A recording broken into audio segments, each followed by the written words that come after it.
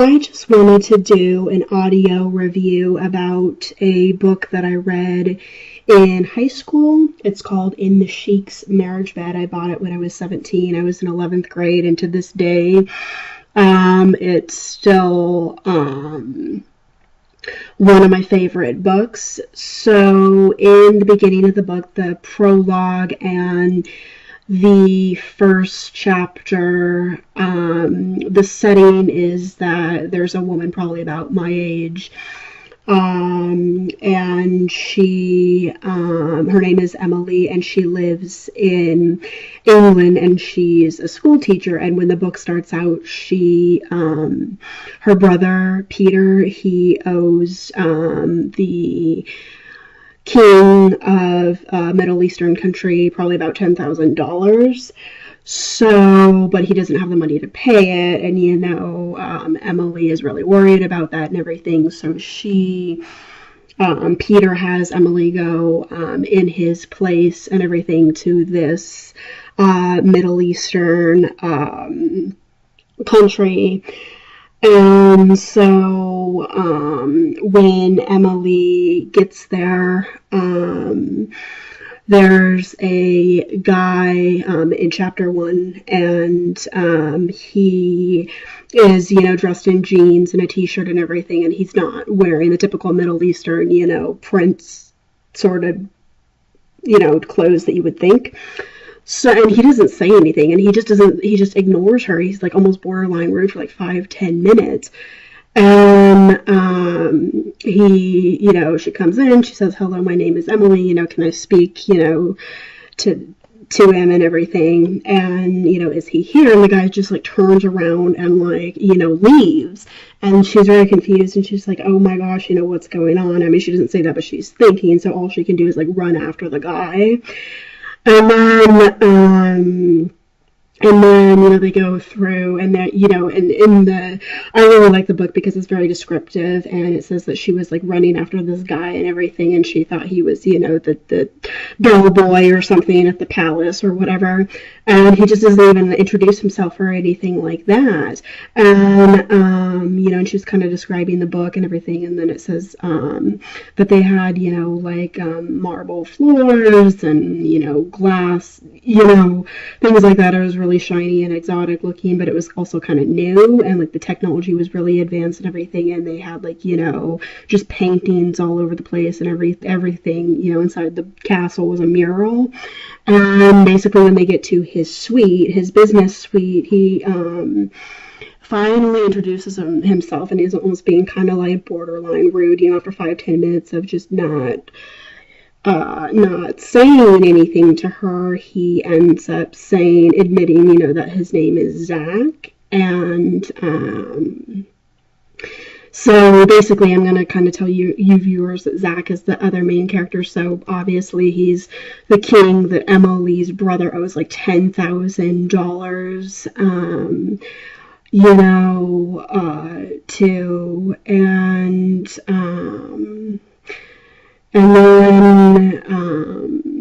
then, so she ends up finding out that this is Zak, but by this time Emily kind of has a bad impression of him, and she just thinks that he's a really rude person. He didn't even introduce, it seems kind of weird because usually you exchange names and you would shake hands, but he just didn't. He just acted like he was so much better, and he didn't even give her the privilege of introducing even who he was, and just had her chase after him the whole time and everything. And then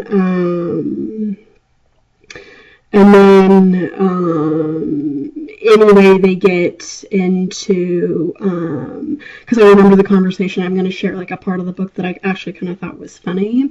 And once he introduces himself, then Emily says, "Oh, she's like, oh, I'm really, I apologize. I didn't know that you were the guy that I was supposed to be dealing with." She said, "You don't look like a prince.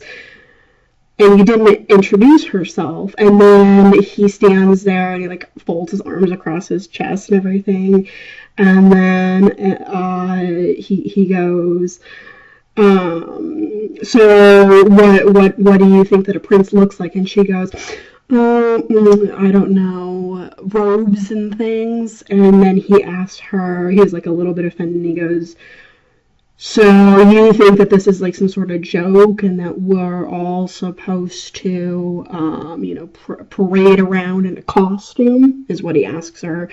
And then, but it's like, it's kind of funny in the book because in the beginning, in the first chapter, she thinks that he's just so rude. And by this time, he's like obviously not in a very good mood, which makes the situation like even more awkward because her brother owes, King Zak like $10,000 and her brother didn't even show up because he was supposed to show up that morning. And then, and then he, describes him in the book. He's real tall. He's like 6'3". He has kind of like a muscular, not overly muscular, ridiculous, weird, but, kind of a normal built, body type on him. And then, he has like really long eyelashes, really nice hair, nice nose, things like that. And then, he ends, he asks her, he's like, so you want me to try to, get, you want me to cancel the debt and make it so that your brother doesn't owe me any money. And she's like, well, I don't really, because she doesn't really know, especially financially, she doesn't know exactly like what wording to use. And then the plot takes an interesting twist. A few chapters later, I'm not going to say how far into the book, but by the middle of the book, Emily and Zak, they started out very awkwardly. He doesn't like the fact that her brother owes him a lot of money. And she doesn't like the fact that he's like being insanely rude. And so things are going to change, and it gets really interesting because Zak comes up with a solution, and he's probably about 35 maybe, and he's never been married, never had any kids. And so Zak's solution for this problem is that Emily should marry him. And then if Emily gets married to him, then her brother will not have to pay him back the $10,000 that he owes him. I definitely give the book a 10 out of 10. I bought it when I was 17, and to this day it's still like one of my favorite books, probably within the top 5, and it's very interesting to see how Emily and Zak are going to get along once they have basically sort of an arranged marriage based on the fact strictly that Emily's brother owes Zak a whole bunch of money.